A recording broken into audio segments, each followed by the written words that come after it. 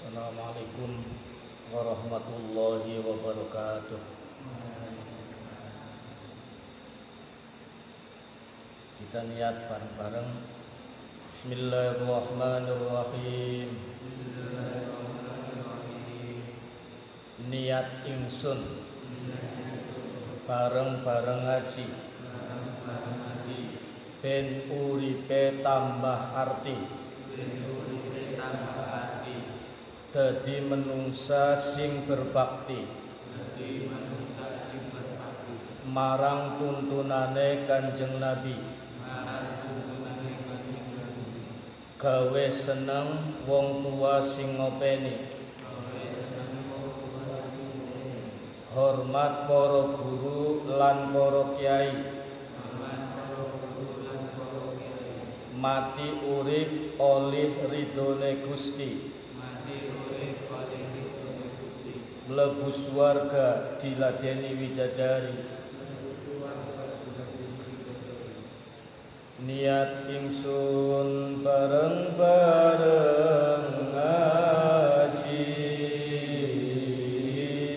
ben uripe tambah arti, dadi manungsa sing berbakti marang tuntunane Kanjeng Nabi, gawe seneng wong tua sing ngopeni, hormat para guru lan para kiai, mati urip oli ridhone Gusti, mlebu swarga diladeni widadari. Sholatullah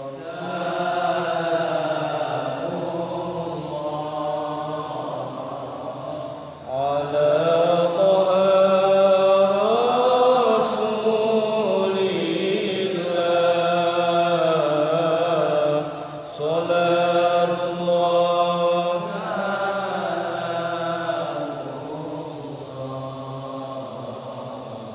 ala Yasin illa hasbunallah wa ni'mal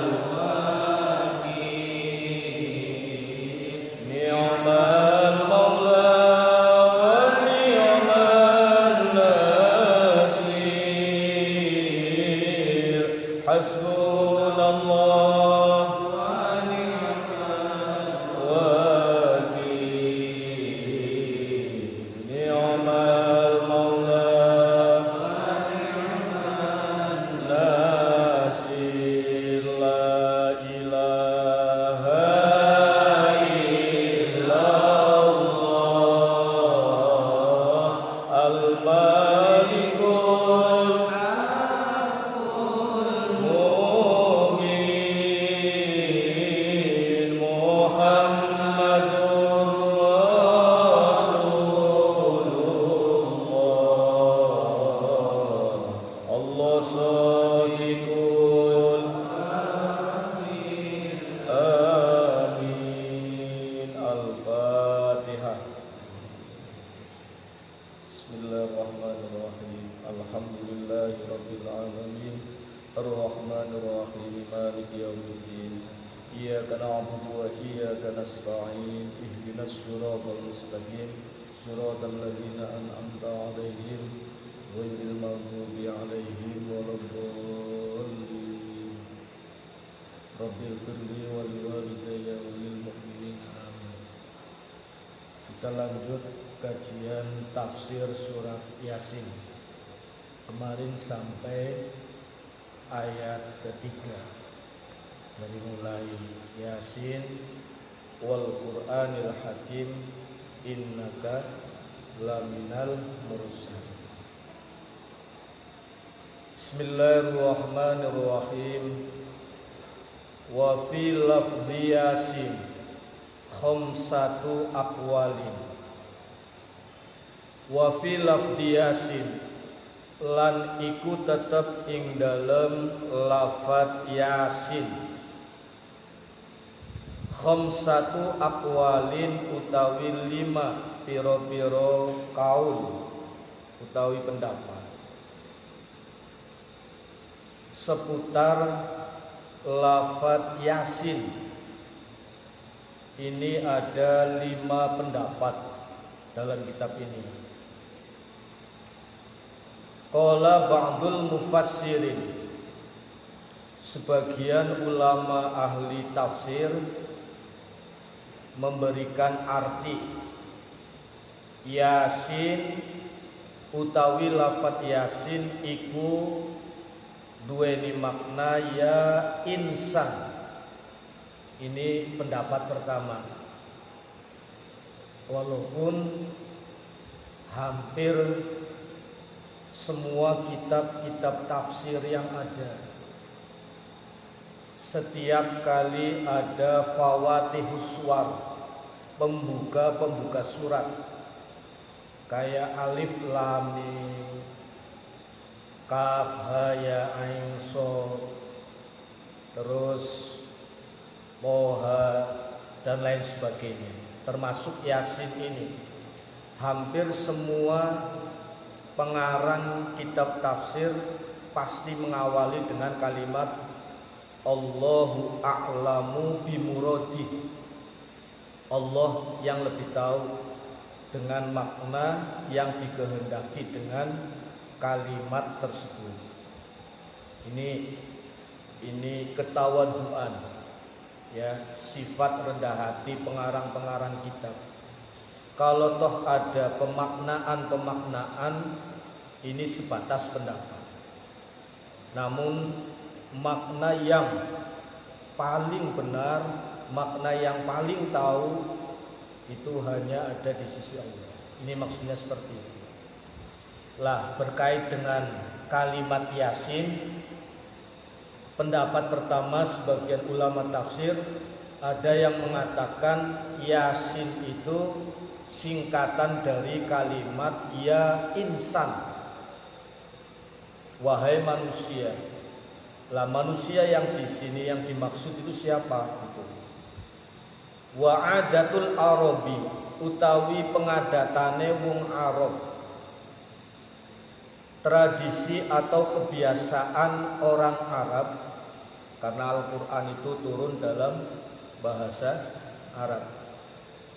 Annahum sak temene wong-wong Arab iku yakhuduna podo ngalap, mereka mengambil mingkulli kalimatin dari setiap kata harfan ing sak huruf, sumaya talaffaduna nuli podo nglafadaken sapa wong-wong Arab bihi kelawan sak huruf. Orang Arab punya tradisi atau kebiasaan mengambil satu huruf dari kalimat, sehingga dari kalimat ya insan yakhuduna min ya'in nida ya'an, dari huruf ya nida. Dalam bahasa Arab itu nida maknanya panggilan. Kalau istilah sini wahai gitu, ya. Ya ada alifnya. Lantas diambil huruf ya-nya. Itu dari ya'un nida, huruf ya yang punya fungsi panggilan. Wa minal insan lan saking lafat insan sinan ing huruf sin saking lafat Yasin, sehingga farokabuhuma, kemudian orang Arab menyusun, ya, kalimat ya insan, ya nida diambil ya-nya, insan diambil sinnya, lantas tersusunlah kalimat Yasin. Itu loh. Ini versi pertama, pendapat pertama. Wal muradu tawi kang den kersakake minhu saking lafat Yasin, wahai manusia, ya insan, wahai manusia. Lah yang dikehendaki manusia di sini siapa? Ayya Muhammad, ini loh maksudnya. Wahai Muhammad, berarti insan di sini yang dimaksud siapa? Nabi Muhammad yang dipanggil oleh Allah. Ya insan, ya Muhammad. Oleh karena itu Yasin ini merupakan salah satu nama dari sekian banyak nama-nama baginda Nabi Muhammad Sallallahu Alaihi Wasallam. Oleh karena itu mungkin ini menjadi salah satu alasan kenapa orang tua kita dulu dan mungkin sebagian saudara-saudara kita ketika membaca Yasin ada kalimat Sallallahu Alaihi Wasallam, ya. Dalam jamiahan itu kan Yasin, Yasin Sallallahu Alaihi Wasallam, Yasin. Karena Yasin ini merupakan salah satu nama dari baginda Nabi.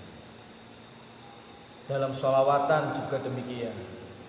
Salatullah, salamullah ala toha rasulillah, salatullah, salamullah ala yasin habib, ala yasin. Jadi lafaz Yasin di sini ya insan, singkatan dari kalimat ya insan.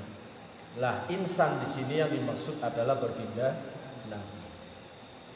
Wa qala ba'dul mufassirin, wa qala lan ngendika sapa ba'dul mufassirin, sebagian ulama-ulama ahli tafsir, al muradu tawi kang den kersakake minhu saking lafat Yasin iku ya sayyidal mursalin. Yasin menurut pendapat ulama tafsir yang kedua itu singkatan dari kalimat ya sayyidal mursalin, wahai pemimpin para rasul. Ya kembali kepada baginda Nabi. Huruf ya-nya diambil dari harfun nida, ya gitu ya. Lantas sinnya itu singkatan dari kalimat sayyidal mursalin. Ini pendapat yang kedua. Wa qala ba'duhum, sebagian ulama yang lain berpendapat, ini yang ketiga, Yasin ismun min asma'il Qur'an. Ada pendapat juga yang mengatakan lafaz Yasin iku ismun, salah satu nama min asma'il Qur'an, saking piro-piro asmane Al-Qur'an. Pendapat yang ketiga mengatakan Yasin ini merupakan salah satu nama lain dari kitab suci Al-Qur'an. Al-Qur'an punya banyak nama, ya, Al-Kitab, Al-Huda, Al-Furqan, Ad-Dzikra dan lain sebagainya. Nah, ulama mengatakan, sebagian ada yang mengatakan Yasin ini ismun min asma'il Qur'an, salah satu nama dari Al-Qur'an. Wa qala lan dawuh sapa ba'duhum, sebagian ulama tafsir lain berpendapat Yasin ismun min asma'illah. Ada yang berpendapat, ini yang keempat, Yasin ini termasuk salah satu nama dari nama-nama Allah. Ini Yasin, pendapat yang keempat. Yasin itu ismun min asma'illah, salah satu nama dari sekian banyak nama-nama Allah. Wa qala ba'duhum Yasin ismu surah, lah ini yang paling umum.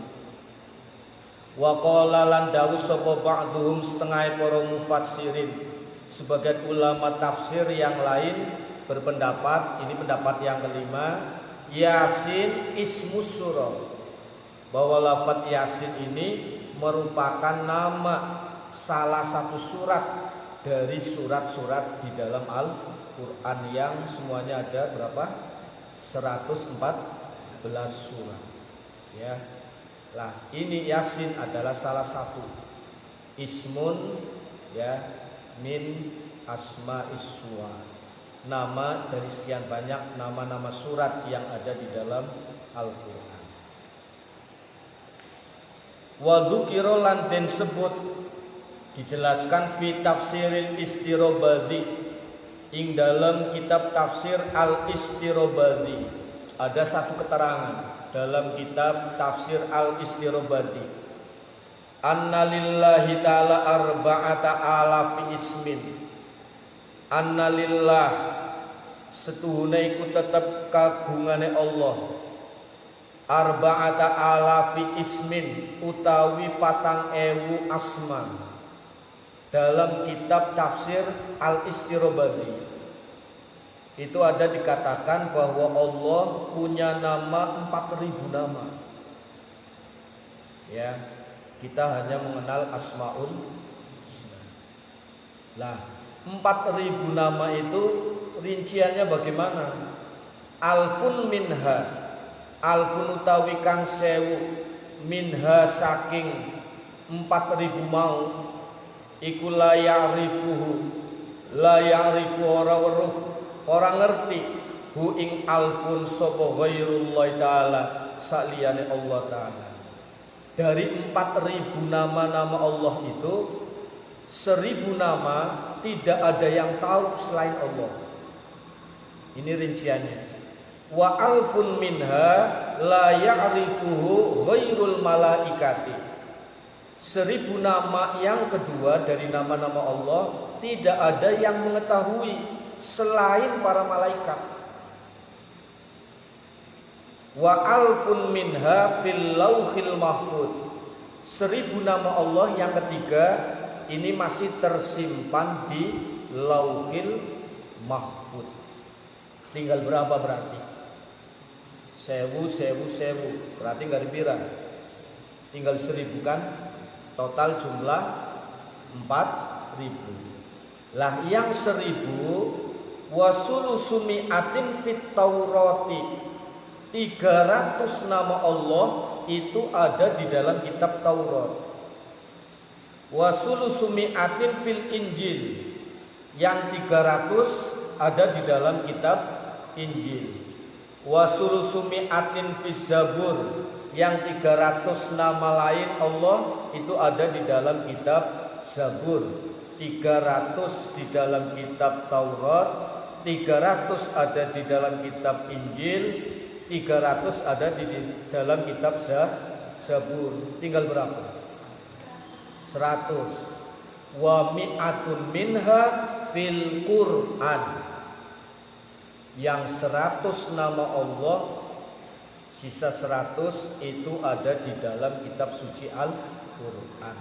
Lah 100 itu saja rinciannya 2. Tis'atun wa tis'una dhahiratun wa wahidun minha mahfiyun.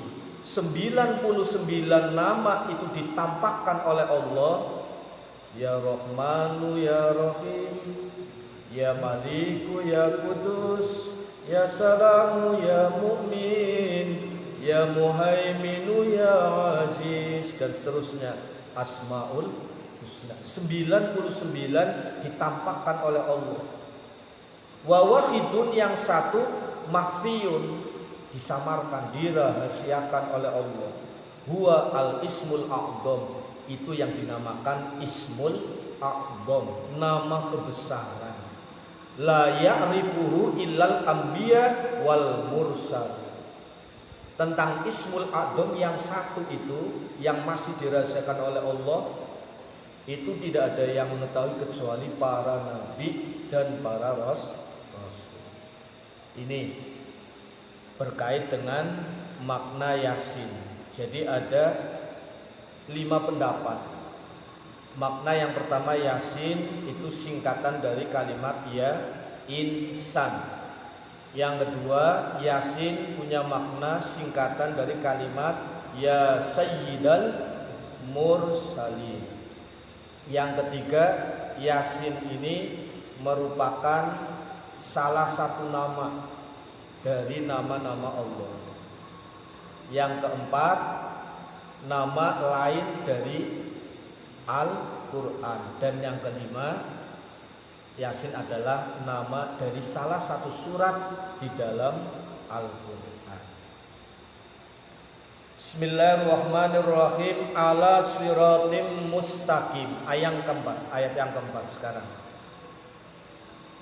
Ala siratim mustaqim, di atas jalan yang lurus. Ini makna tekstualnya. Ayat yang keempat dari surat Yasin. Ala siratim mustaqim. Ya, kalau membaca jangan langsung, awas. Ala siratim mustaqim berarti tidak ada apanya? Gunnah, iya kan? Tahan satu alif. Ala siratim mustaqim. Nah itu. Al muradu tawi kang den kersakake minas sirat saking kalimat sirat. Dinul Islami iku agama Islam. Yang dimaksud lafadz as-sirat di sini adalah dinul Islam, agama Islam. Yakni ngersakae sapa Allah. Lewat ayat ini Allah punya maksud. Ya Muhammad innaka laminal mursalin wa dinuka dinul haq wal Islam. Muhammad, kata Allah, setelah Allah dawuh innaka laminal mursalin, Muhammad kamu ndak usah khawatir, kamu ndak usah bersusah hati, kamu ndak usah bersedih kalau toh orang-orang kafir Mekah mengingkari kerasulanmu. Allah jawab innaka laminal mursal, kamu termasuk salah satu rasul utusanku. Wa innaka ala siratin, seolah Allah ngomong seperti itu, dan kamulah yang berada di atas jalan, di atas agama yang benar. Dinuka dinul haq, agamamu loh Muhammad yang benar, tidak usah khawatir. Wal kufar ana dinin batilin, sementara orang-orang kafirlah mereka yang ada di atas agama yang batal, agama yang salah. Ini maksud dari ayat yang keempat. Fa in qila mongko lamun den ngendikaake, ketika ada orang misalkan nanti bertanya, ngapain Allah itu pakai sumpah? Gitu loh. Kan di awal Yasin wal Qur'anil Hakim, di situ kan kalimat sumpah. Innaka laminal mursalin, demi Al-Qur'an Al-Hakim. Terus pada ayat yang ketiga innaka laminal, di situ ada lam taukid. Innaka sesungguhnya engkau Muhammad laminal, lamnya di situ adalah lam taukid, sungguh termasuk utusan Allah. Nah, muncul pertanyaan, ngapain Allah, perlunya apa Allah itu sumpah gitu loh. Ya. In qila aqsamallahu bi anna Muhammadan alaihi salatu wassalam minal mursalin. Fa in kana hadzal qasamu lil kuffar. Fa in kana mongko lamun ana apa hadzal qasamu iki sumpah iku lil kuffar, tetep marang wong-wong kafir. Kalau toh sumpah Allah ini dialamatkan kepada orang-orang kafir, bi ayyusaddiqu, agar mereka membenarkan, meyakini, ya, bi anna Muhammadan alaihissalam laminal mursalin. Kalau toh sumpah Allah ini dialamatkan kepada orang-orang kafir, agar orang-orang kafir itu mau percaya bahwa Muhammad termasuk Rasul Allah, fahum la yusaddiqun, toh mereka orang-orang kafir gak bakalan meyakini. Kalau toh sumpah ini dialamatkan kepada orang-orang kafir, dapat dipastikan mayoritas orang kafir pasti akan menolak. Apa Muhammad? Yang kemarin disampaikan, laisa Muhammadun binabiyyin, Muhammad itu nabi, bal huwa yatimu abi Thalib. Muhammad itu hanya anak yatimnya Abu Thalib saja. Lam yata'allam minal muallim wa lam yaqra' kutuban dan lain sebagainya. Itu kan orang-orang kafir kemarin ngomong seperti itu. Muhammad ora pernah sinau, Muhammad ora pernah ngaji, Muhammad ora pernah sekolah, ya. Fa kaifa yasiru nabiyya? Mana mungkin Muhammad menjadi seorang nabi? Ini jelas. Sehingga kalau tersumpah ini dialamatkan kepada orang-orang kafir, yang sementara orang kafir lam yusaddiquna, mereka mayoritas hampir tidak bakal percaya. Lantas apa manfaat sumpah Allah di sini?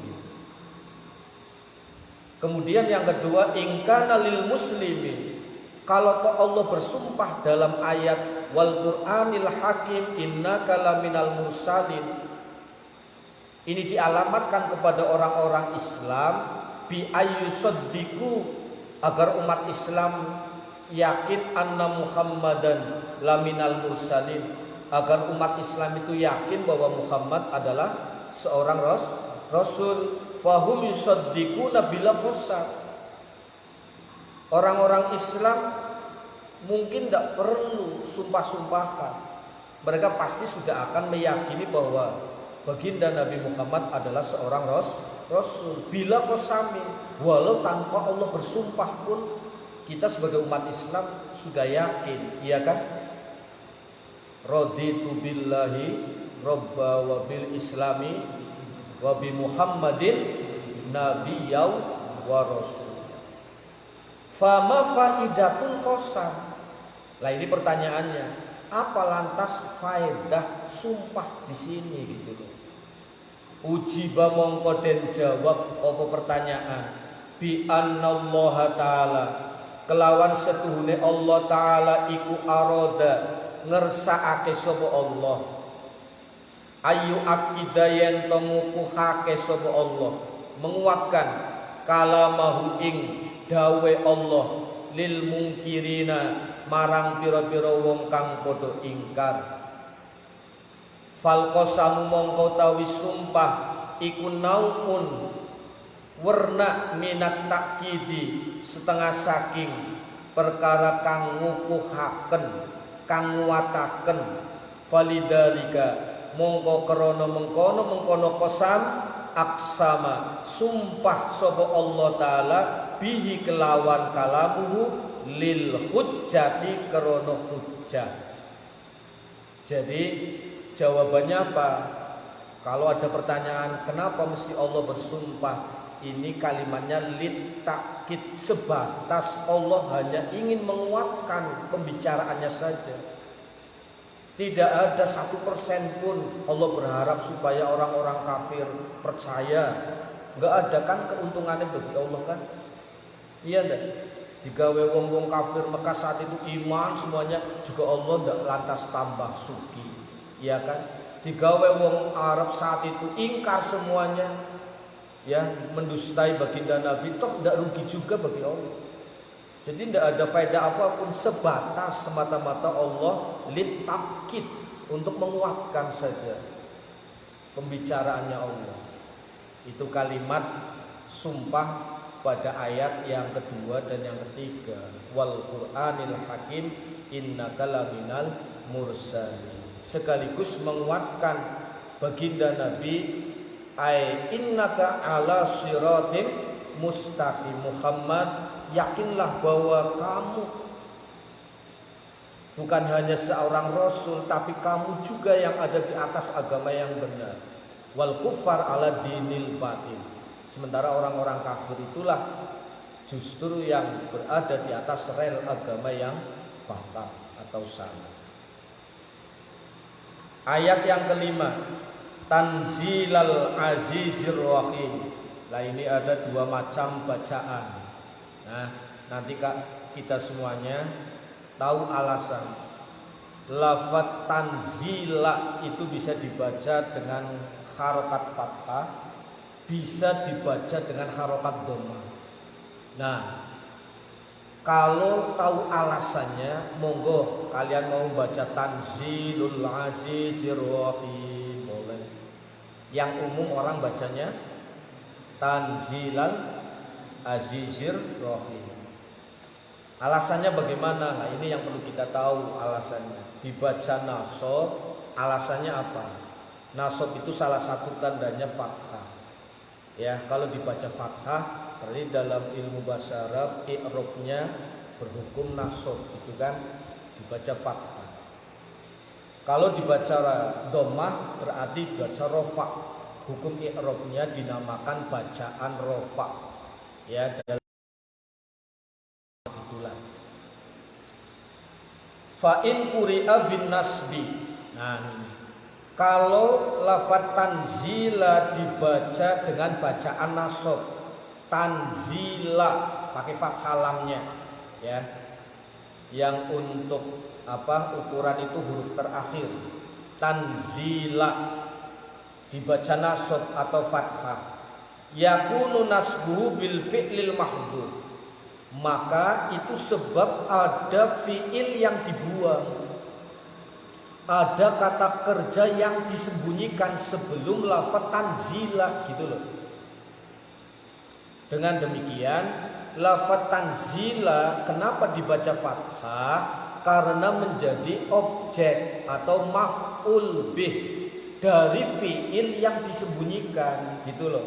Jadi sebelum lafaz tanzila itu ada fi'il yang dibuang atau disembunyikan. Fatakdiruhu, kira-kiranya, gitu loh. Nah, ini kira-kiranya. Sebelum lafaz tanzila ada lafaz ikra. Itu loh. Ikra tanzilal azizir rahim. Ini kan Nabi Muhammad lagi diajak cakap sama Allah.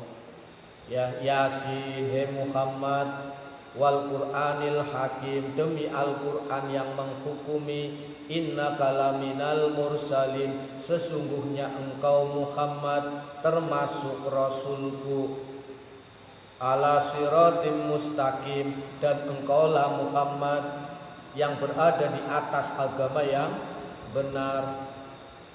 Ini Allah lagi ngomong sama Nabi Muhammad. Tanzilal azizir rahim, ay ikra ya Muhammad tanzilal azizir rahim. Muhammad, bacalah kitab yang diturunkan oleh Al-Aziz, oleh Ar-Rahim. Gitu loh maksudnya. Ya. Apa lantas nanti kaitannya dengan ayat pertama, kedua, ketiga? Ya. Seolah Allah memberikan misi. Ya, bukti kerasulan Nabi Muhammad apa? Gitu loh. Nabi Muhammad diutus ke umat manusia punya bekal apa? Gitu loh. Oh, Nabi Muhammad punya misi membawa, menyampaikan kitab suci Al-Qur'an. Gitu loh maksudnya. Maka ketika dibaca tanzila berarti ada lafaz yang dibuang, gitu loh. Seolah sebelum lafaz tanzila itu ada kalimat ikra, bacalah tanzila ing kitab kang den turunaken, kados niku lho, ya. Ini kalau nanti kalian keluar atau ada teman yang tanya bisa diwaca tanzila, ya jawabannya seperti itu. Bukan kurang paham utawa ora bisa jelasna, ya pun tegala maring pajar apa manis apakah pernah ngaji kayak pun, ya. Bisa diwaca tanzila, gitu kan. Satu ketika lagi nanti kalian yasinan lagi nang tahlilan biasa, ya kan, proyek berkat, ya kan. Ya kalian baca tanzilul azizir rahim. Misalnya macam sejedar wong liya pada tanzilul azizir rahim. Macam tanzilul azizir rahim. Mujas wong Wong sing ora tau ngaji ya muncul pertanyaan, bocah njelene. Liyane maca tanzila, kok malah macane tanzil ketara. Wong ora tau ngaji. Itu loh ya. Nah ini ketika dibaca nasab tanzilal azizir rahim. Alasannya karena sebelum lafaz tanzila membuang lafaz iqra, bacalah gitu loh. Tanzilal, kitab yang diturunkan oleh siapa? Al-Aziz Ar-Rahim. Yang kedua, in quri'a birraf'i wa in quri'a lan lamun den waca apa lafaz tanzila birraf'i kelawan diwaca rafa. Diwaca rafa itu berarti dibacanya dhammah. Tanzilul, nah itu loh. Tidak tanzilal, bukan, tapi tanzilul azizir rahim. Fataqdiruhu hadal qur'anu munzalun alaika biwasitati Jibril alaihi salam minallahil azizir rahim. Ketika lafaz tanzila dibaca rafa, dibacanya dhammah, tanzilu, maka sebelum lafaz tanzilu itu kira-kira ada kalimat yang disembunyikan juga. Apa kalimat itu? Kalau tadi yang disembunyikan iqra gitu kan, maka lantas dibaca tanzila.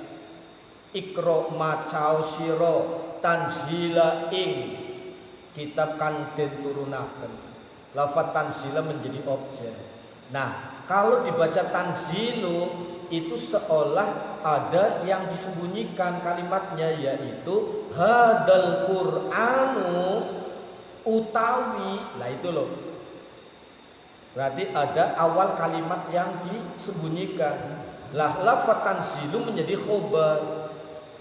Utawi Al-Qur'an iki iku tanzilul azizir. Lafaz tanzilu menjadi khobar dari lafaz hadal Qur'an gitu. Ini kalau dibaca rafa. Ya, singkatnya primen Mas. Ya. Kalau dibaca tanzila maka sebelumnya berarti menyembunyikan lafaz iqra, tanzilal azizir.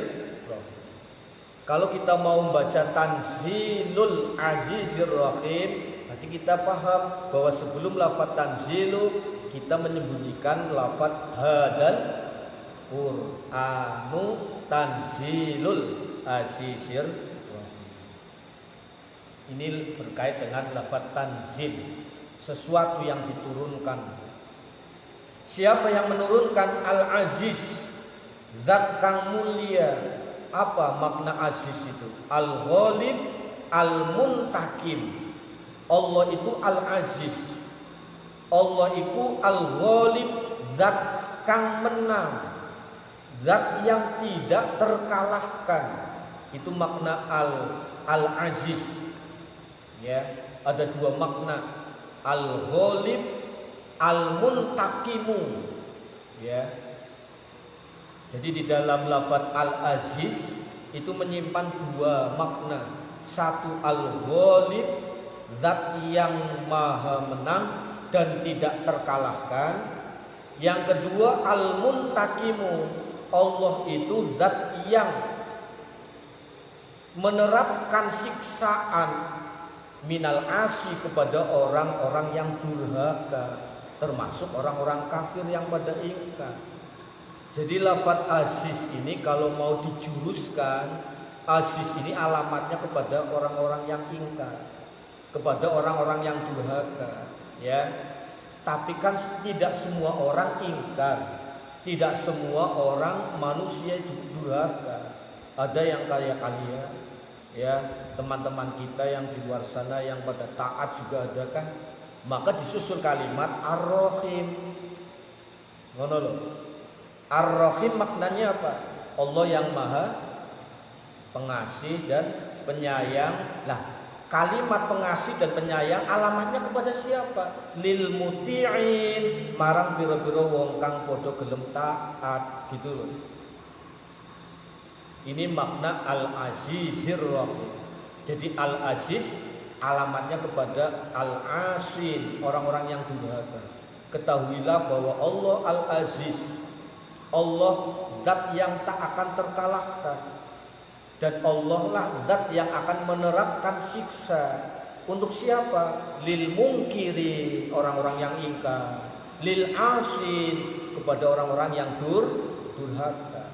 Ar-Rahim, Allah itu zat yang maha pengasih dan penyayang, yang senantiasa menurunkan rahmat kasih sayang. Untuk siapa? Lil muti'i, lisoimi, untuk orang-orang yang berpuasa.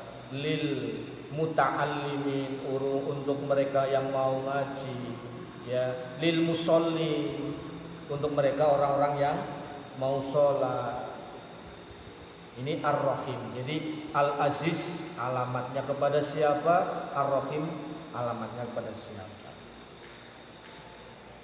Faqra mongko macau sira Muhammad hadal Qur'ana ing iki Qur'an lil mungkirina marang pira-pira wong kang padha ingkar, hatta yasma'u sehingga krungu sapa mungkirun kalami ing dawuh ingsun, wa yakhafuna lan padha wedi sapa mungkirun minni saking ingsun, wa yaji'u lan padha teka sapa mungkirun ilal insaf marang beninge ati.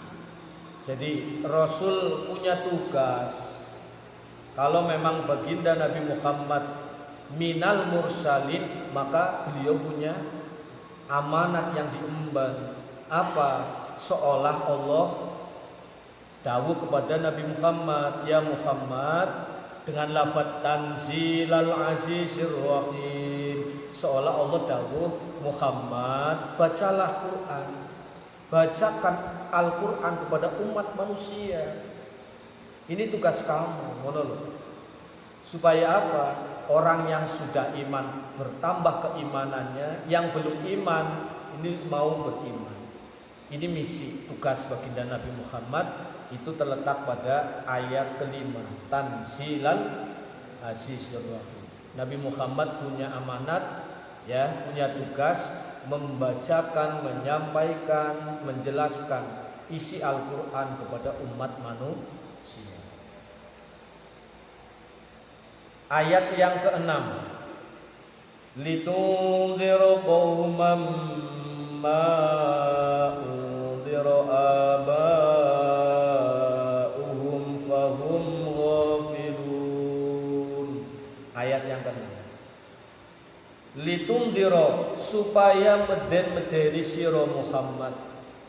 Makna meden-medeni indar, mengingatkan, kauman ing kaum ma undiro kang ora den weden-wedeni sapa abauhum, nenek moyange kaum.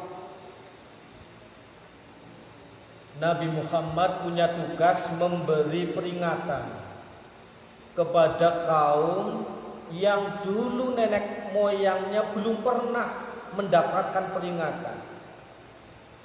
Ini ada dua pemaknaan, ya. Ma-nya di sini kauman, ma di situ ada ma bimakna nafi, ma yang punya makna tidak, ada ma bimakna ladzi, ma sesuatu gitu loh. Ya, jadi nanti bisa dimaknakan dua juga. Supaya kamu Muhammad mengingatkan kaum yang nenek moyangnya tidak pernah diingatkan. Mbah bae biyen durung pernah ana sing ngelingan. Ki melahirkan generasi sing kalimat mau metu kalimat kaum jahili. Karena dulu-dulunya tidak ada yang ingatkan, ngono. Maka ma di sini punya makna manafi, tidak gitu. Kalau ma yang di sini punya makna ma bimakna ladzi, sesuatu, maka litundira qauman ma undira aba'uhum fahum ghafilun, supaya kamu Muhammad mengingatkan kaum dengan sesuatu kayak gue, dengan sesuatu yang pernah, berarti itu ada dua makna, yang pernah dijadikan alat peringatan juga kepada nenek moyang mereka. Karena setiap kaum pasti ada pernah nabi dan rasul. Ini makna ayat yang ke-6. Nabi Muhammad punya tugas indar. Ya, ini kata kuncinya kalimat indar. Supaya kamu Muhammad memberi peringatan kepada kaum yang dulu nenek moyang mereka ya belum pernah diberi peringatan. Fahum mongko utawi kaum iku ghafiluna, wong-wong kang padha lali kabeh. Karena mereka orang-orang yang ghaflah, orang-orang yang lalai anil imani warusdi. Ya, mereka melupakan apa? Keimanan dan kebenaran.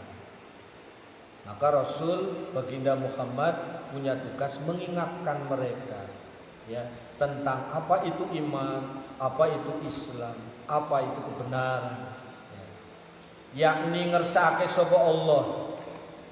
Ya Muhammad, he Muhammad, anzalna ilaika hadal Qur'ana. Nah ini tugas Nabi Muhammad, misi baginda Nabi.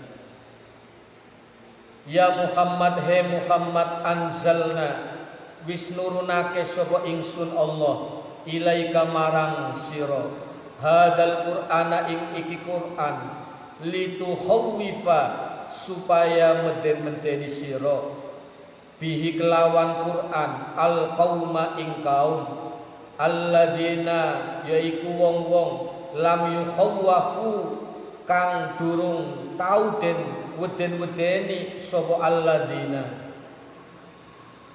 Muhammad, Quran yang kami turunkan ini, anzalna ilaika hadal Quran, ini kami punya maksud kata Allah, litukhawwifa, supaya kamu itu memberi peringatan kepada siapa? Al-qaumal ladzi lam yukhawwafu, kepada kaum-kaum yang mungkin bisa jadi belum keduman peringatan gitu loh. Kamu ingatkan mereka. Wal muradu minal qaumi qaum Quraisy. Nah, kaum di sini yang dimaksud kaum siapa? Yaitu kaum Quraisy. Li'annau min zamani Ismail alaihissalam ila zamanika ma ja'ahum nabiyyun wala mursalun. Sebab sejak ya sepeninggalannya Nabi Ismail sampai dengan Nabi Muhammad ini terjadi kekosongan Nabi dan Rasul. Ya bayangkan satu desa saja 5 tahun tidak ada kiai lah. Ya satu desa tuh dilangkah kiai ini mang tahun baik, tidak usah lama-lama. Apa yang akan terjadi kira-kira? Ya. Satu desa tuh dilangkah pengajian belas wis. Ya, tidak ada amar ma'ruf nahi mungkar, tidak ada yang tawasau bil haq wa tawasau bis sabr. Kira-kira seperti apa desa itu? Nah, sementara ini kurang lebih 500 tahun bangsa Arab itu terjadi kekosongan, orang yang memberikan peringatan ke jalan-jalan yang li'annahum ghafiluna la ya'rifuna dinan wala syari'atan. Mereka tidak tahu apa itu agama wala syari'atan dan tidak tahu tentang syariat. Maka Rasul Muhammad diutus untuk mengingatkan kembali kepada mereka. Laqad haqqal qawlu ala aksarihim fahum la yu'minun. Yang namanya orang mengingatkan ada dua kemungkinan. Ada yang mau ngikut, ada yang tidak ngikut, gitu kan? Ada yang amanu, ada yang kafar. Nah, ayat ke-7 dan ke-8 nanti akan memberikan gambaran akibat Ngono lho.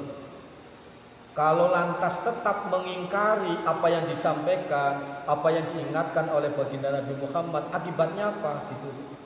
Kan semuanya ada konsekuensi. Nurut hasilnya ke kanan, ingkar hasilnya ke kiri. Gitu aja. Laqad haqqalan yakti temen wis dadi ketetapan opo alqaulu dawu siksa ala aksarihim ingatase luwi akeh-akeh kaum fahum mongko tawi kaum Quraisy iku la yu'minun ora padha iman sapa kaum. Sungguh sudah menjadi keputusan Allah, gitu loh maksudnya. Laqad haqqo. Apa yang menjadi keputusan ketetapan Allah? Al-qaulu. Ya. Ketetapan akan sebuah siksaan ala aksarihim fahum la yu'minun, yang akan ditimpakan kepada kebanyakan kaum Quraisy. Alasannya apa? Kenapa mereka disiksa? Fahum la yu'minun, sebab mereka tidak mau beriman. Nah ini konsekuensi. Yang beriman ia mendapatkan ampunan, ya, mendapatkan kenikmatan surgawi. Yang la yu'minun, ya ini laqad haqqal qawlu ala aksarihim. Ay wajabat, makna ayat ini apa? Ay wajabat tegese tetep opo kalimatul adab dawe siksa ala aksarihim ingatase luwi akeh-akeh kaum Quraisy li anna Allah taala krana setuhune Allah taala alima iku ngerti sapa Allah bi ilmihi kelawan ilmune Allah al azali kang bangsa azali. Allah sudah tahu sejak dulu kalau kebanyakan orang-orang Quraisy pasti tidak akan beriman, gitu loh. Anna aksara Quraisyin la yu'minun, kebanyakan orang-orang Quraisy tidak akan beriman billahi wa risalati Muhammadin, tidak mau beriman kepada Allah dan tidak beriman kepada kerasulan baginda Nabi. Ini Allah sudah tahu di ilmil azali. Contoh kaum Quraisy yang seperti ini contohnya siapa? Gitu ya. Ka Abi Jahlin, koyo Abu Jahal, wa Utbah, ya, yang namanya Utbah, wa Syaibah, wal Mughirah, wa amsalihim. Ya, di sana ada Abu Jahal, ada nama Utbah, ada nama Syaibah, ada nama yang namanya Mughirah dan lain sebagainya. Fal khitabu fi haqqi haula'il asqiya. Fal khitabu mongko tawi dawuh fi haqqi haula'il asqiya ing dalem ketetapane mengkono-mengkono wong kang padha cilaka. Ya. Kalau to lantas Allah pada ayat ke-7 surat Yasin memberikan keputusan gitu loh, seolah menjadi ketetapan bahwa sebagian kebanyakan orang-orang Quraisy pasti akan mendapatkan siksaan. Ini untuk apa? Litakidil hujjah, gitu loh, untuk menguatkan hujjah saja, sehingga orang-orang kafir kelak di akhirat gak bisa protes. Loh, dulu saya gak pernah diingatkan ya, gak bisa, ngono loh. Karena Allah sudah mengutus baginda Nabi, ngono. Jadi tidak bisa mereka mengelak. Kalau kelak di akhirat mendapatkan siksa, tidak bisa mereka akan bikin alasan, gitu loh. Kalau mereka tidak pernah dikirim Rasul, kalau mereka tidak pernah ada yang mengingatkan, tidak bisa, karena sudah pernah diutus, yaitu baginda Nabi Muhammad SAW. La litolbil iman, ya, khitab ini bukan lantas Allah, ya, bukan lantas Allah itu mengharapkan keimanan mereka. Sekali lagi kita bertegas, iman tidak ada untung ruginya bagi Allah. Li anna Allah taala karena sak temene Allah taala alima iku ngerti sapa Allah annahum satuhune kaum Quraisy laisu min ahli tauhid wal iman. Mereka orang-orang Quraisy itu memang bukan ahli tauhid dan ahli keimanan. Ya. Jadi Allah sudah tahu jauh sebelumnya gitu. Paling wong-wong Quraisy paling podo nolak. Ya. Tapi kenapa tetap Allah sampaikan ayat ini gitu loh. Sekali lagi Allah ini lil hujjah gitu loh. Jadi Allah tidak salah kalau besok di akhirat menyiksa mereka kan. Karena sudah pernah menyampaikan, mendatangkan seorang Rasul, menurunkan kitab panduan untuk pulang dengan selamat, peta kehidupan yaitu Al-Quran. Itu lil hujjah. Ini ayat yang ke-7. Nah, lantas ayat yang ke-8 itu tentang apa? Salah satu contoh siksaan yang akan didapatkan oleh orang-orang kafir kelak di neraka jahanam. Inna ja'alna fi a'naqihim aghlalan fayya ilal azqan fahum muqmahun. Ayat yang ke-8.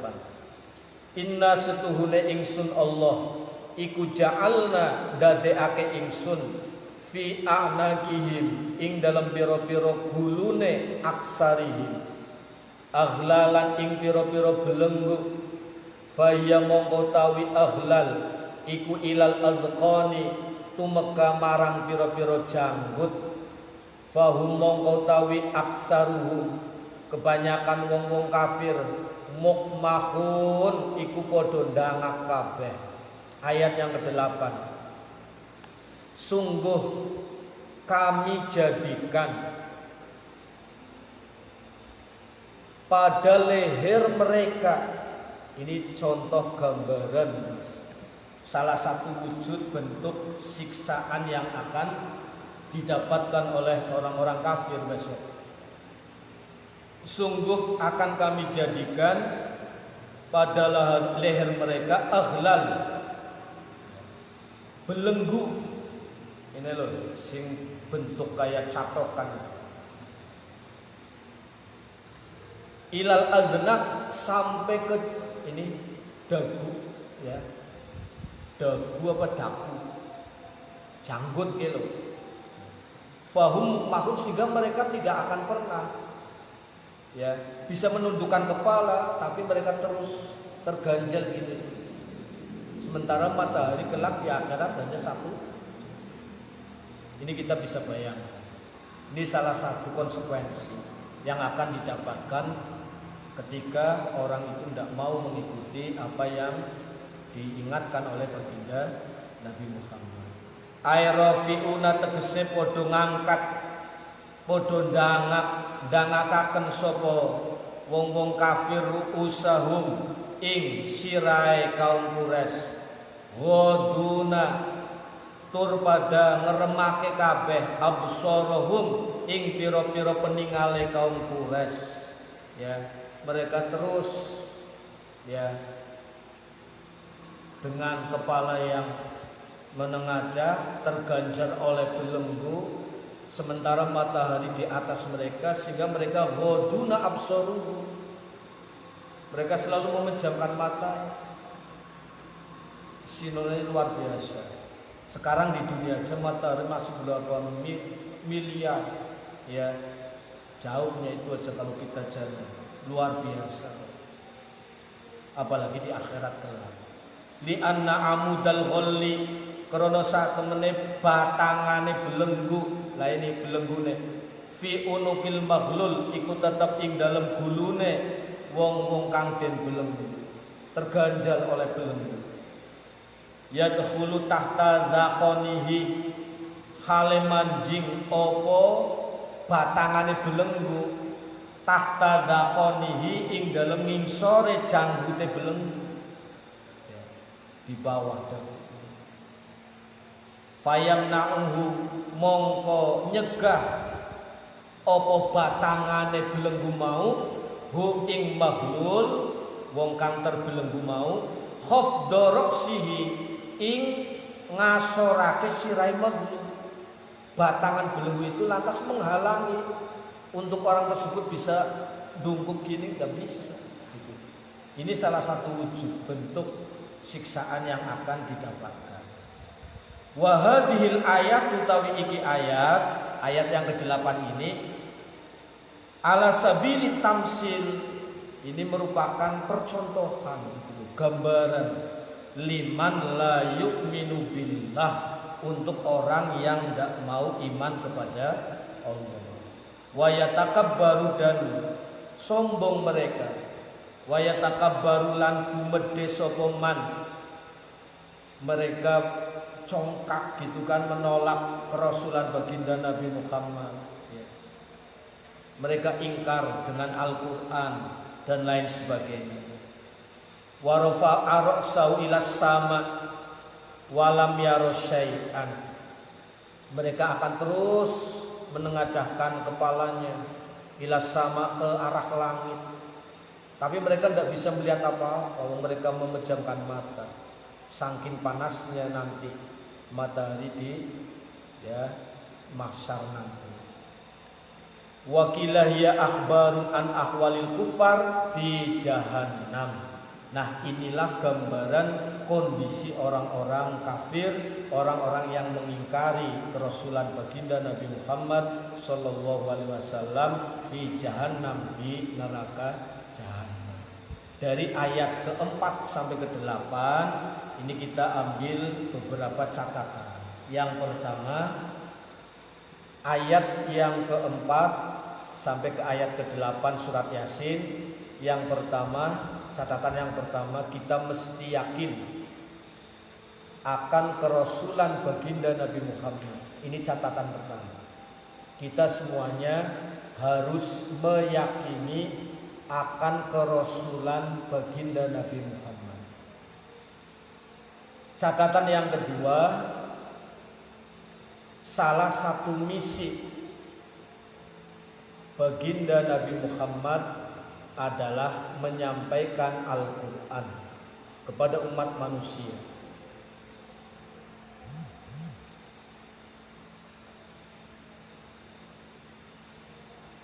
Salah satu misi baginda Nabi Muhammad adalah menyampaikan Al-Quran kepada umat manusia.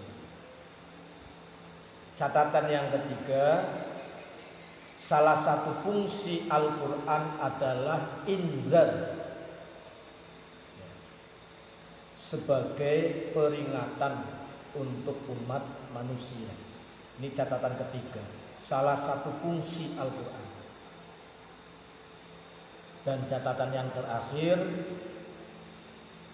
ada pada ayat ke-8, gambaran akibat bagi orang yang tidak mau mengimani kerasulan Nabi Muhammad dan tidak mengimani Al-Quran. Ini akibatnya, mereka akan dalam kondisi terbelenggu, tersiksa dan lain sebagainya. Mudah-mudahan kita semuanya, saudara-saudara kita, teman-teman kita ya, baik yang di kampung maupun yang di luar kota, mudah-mudahan terjaga iman dan Islamnya. Allahumma amin. Al-Fatihah. Bismillah.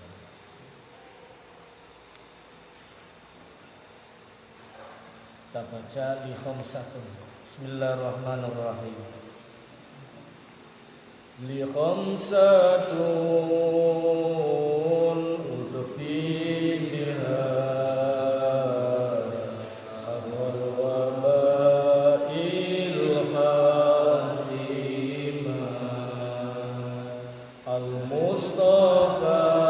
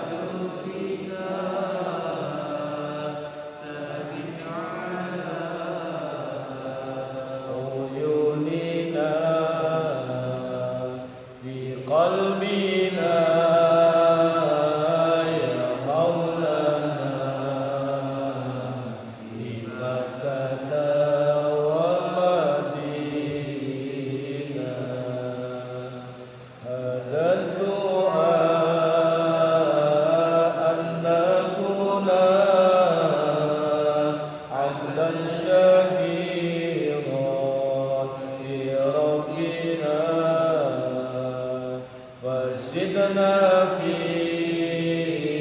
حياتنا علما وعلما نافعا وحبنا لحبيبنا مستشفعا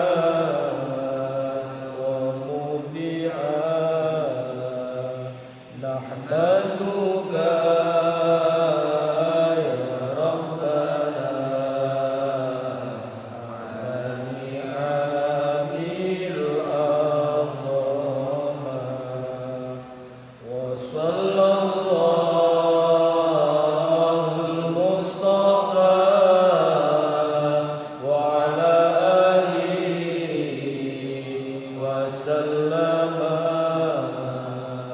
وصلى الله المصطفى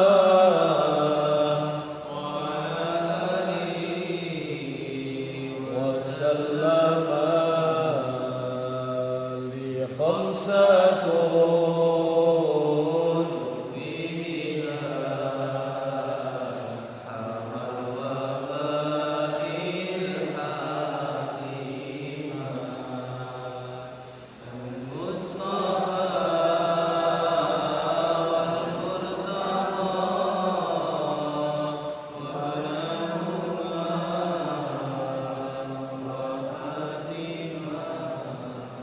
taqabbalallahu minna wa minkum taqabbal ya karim subhanakallahumma wa bihamdika asyhadu an la ilaha illa anta astaghfiruka wa atubu ilaik. Mohon maaf, mudah-mudahan manfaat. Assalamualaikum warahmatullahi wabarakatuh.